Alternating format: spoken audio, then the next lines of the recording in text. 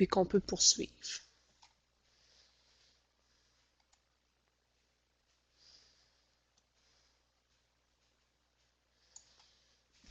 Donc, tout le monde semble être, ou à peu près, semble être de retour.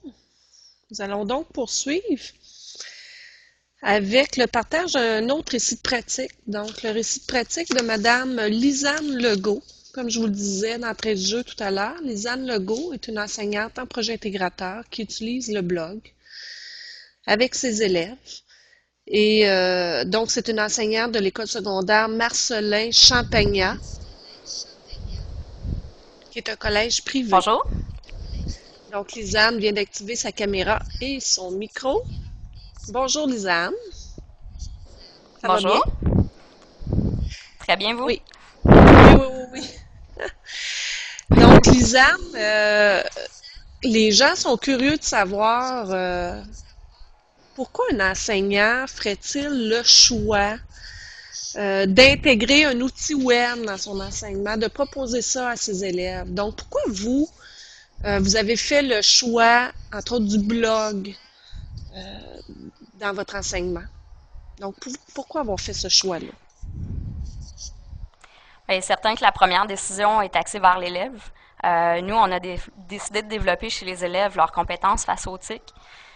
Souvent, on a l'impression que les élèves sont des experts dans les outils web, puis ce qu'on se rend compte, c'est qu'ils sont, pour certains, maladroits, pour d'autres, très anxieux.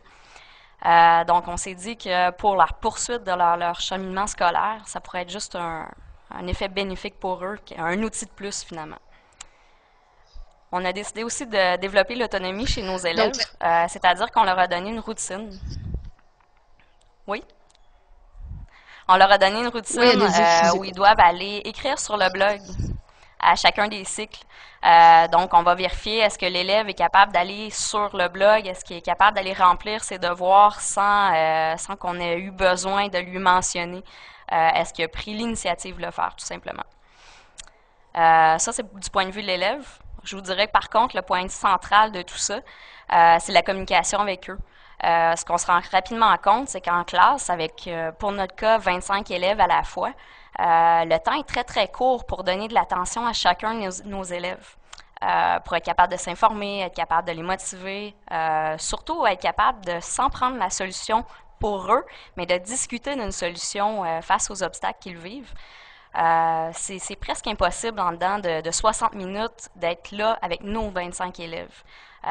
Donc, le blog, ce que ça nous permet de faire, ça nous permet d'être vraiment individuellement présent pour chacun de nos 25 élèves, s'assurer que la communication, elle est faite, s'assurer également qu'on peut les motiver, les réorienter aux besoins.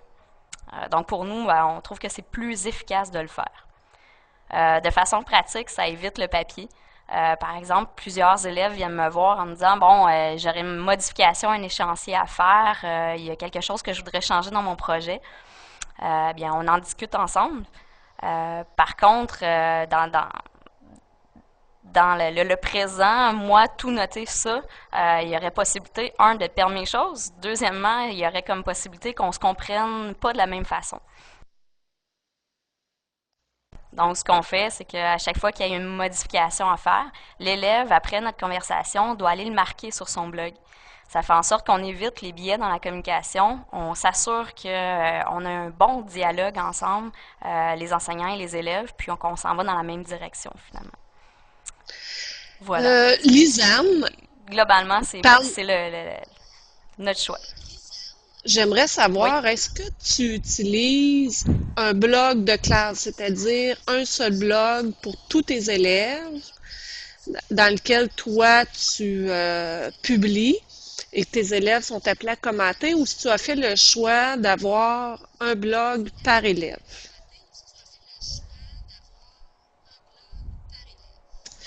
On a fait parce qu'on est 4 enseignantes à l'école ici, on a fait le choix de prendre un bloc par élève. Donc, j'écris les consignes et les élèves vont répondre dans leur Pourquoi? propre blog. À l'occasion, c'est invité à commenter le blog d'un autre élève. Pour faire un suivi beaucoup plus individualisé. Parce qu'aussi, on fonctionne de cette façon-là depuis quelques années. On a regardé la possibilité d'avoir un seul blog cette année. Je vous dirais qu'on a gardé le blog individuel, comme je vous dis, pour faire le suivi plus personnalisé, tout simplement.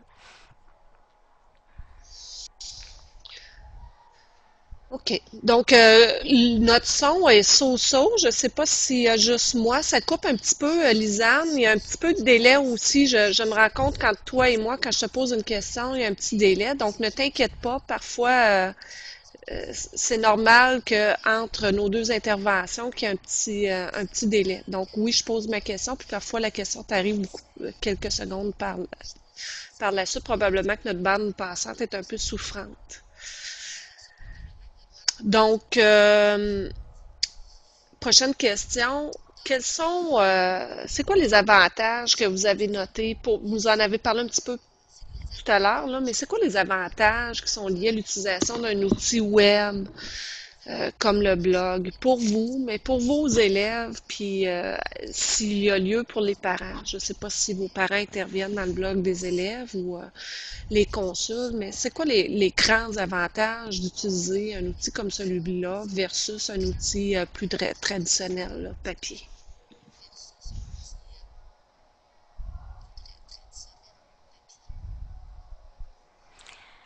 Ben, tout d'abord, je vous ai parlé un petit peu de communication tout à l'heure.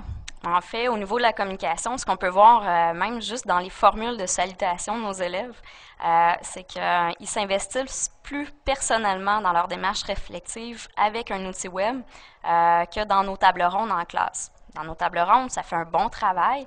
Par contre, quand on va voir dans le blog, on réussit à connaître des détails du projet ou avoir une réflexion vraiment qui est personnalisée davantage. Pour ce qui est des parents, à l'occasion, on va les inviter à aller voir ce que leurs enfants ont écrit sur le blog. Ça les aide à voir leur démarche. Surtout qu'à l'école ici, on est rendu à 50% des